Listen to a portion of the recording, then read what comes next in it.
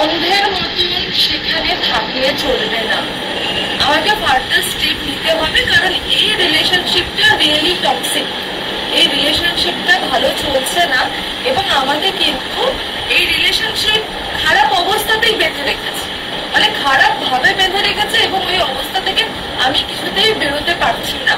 তো আমাকে কি করতে হবে? আইডিয়া লাগাতে হবে এবং আমাকে কিন্তু সেখানে স্টেপ নিতে হবে।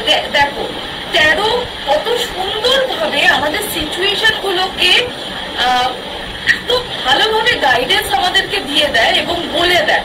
হ্যাঁ, এটা সত্যি কথা বিশ্বাস করাটা যারা আমরা কাজ করি তারাই একমাত্র জানি।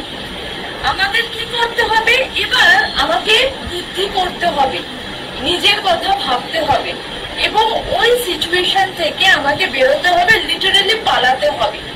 আমার দম বন্ধ হয়ে যাচ্ছে এবং দম বন্ধ হয়ে যাওয়াটা কোনো রকম ভাবে কোনো রকম সিচুয়েশনে সুরাহা বা কোনো রকম সুরাহা দেয় না। তো সেই ক্ষেত্রে আমাকে কি করতে হবে? সেই কঠিন সময় থেকে নিজেকে বের করার চেষ্টা করে আমাকে সেই জায়গা থেকে লিটারেলি পালাতে হবে নিজের জন্য।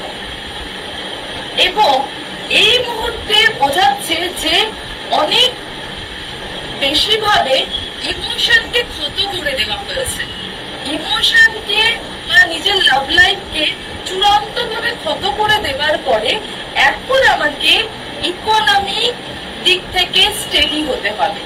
এখন আমাকে এমন একটা সিচুয়েশনে নিজেকে নিয়ে যেতে হবে যেখানে আমি প্রচন্ড ভাবে স্ট্রং হব এবং স্ট্রং শুধু মানসিক দিক থেকে না, আমাকে ইকোনমিক ভাবে স্টেডি হতে হবে।